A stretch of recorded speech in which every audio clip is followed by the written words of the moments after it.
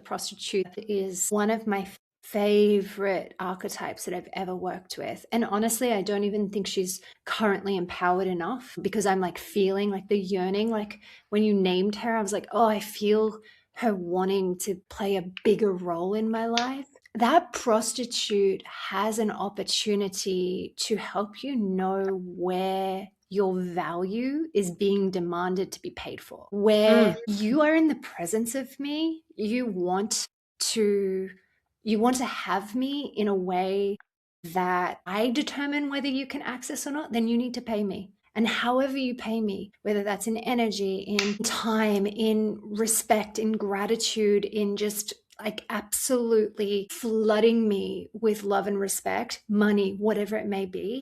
But the exchange needs to happen. And if you think about the good girl or the lover archetype as like the opposition archetype to the prostitute, that's just like, oh, love and light, I give freely and nothing needs to come back to me.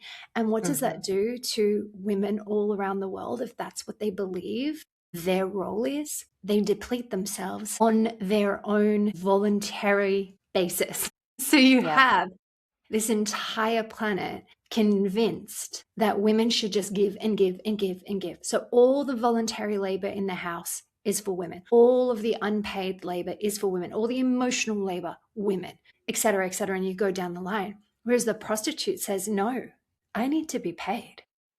I get paid for who I am. And there's a lot of value in all of these so-called dark archetypes that if we go into them and we start to really see, where am I not showing up as a prostitute? Like, am I doing all of this work for this consulting company and I'm doing 16 hours, but I'm getting paid for 4? Like, activate your prostitute. You know what I mean? Yep, absolutely. What you're speaking to, I love that you're speaking to it, because that is the prostitute is I don't even know if in my experience, I don't call her a prostitute, but I feel her. I'll speak to it a little more.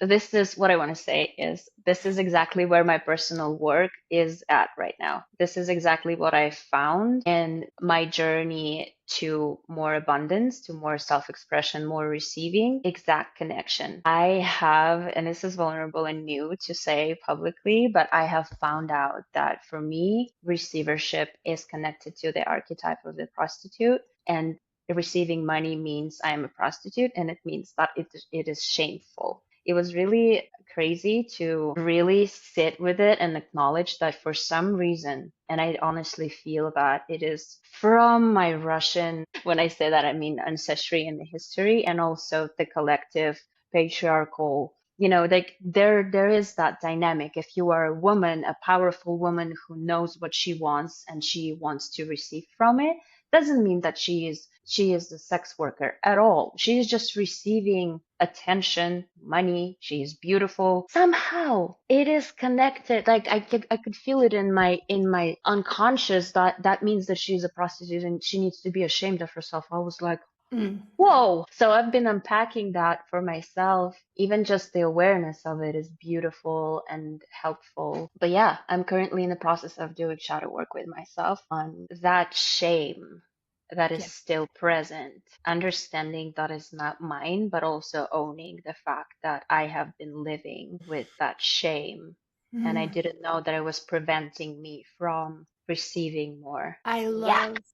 Yeah, I love that. And I'm like feeling how that lands in me and why probably the potency of this conversation already like made me feel her immediately as we started talking about it. I was like, she needs more space. She needs more voice. Yeah.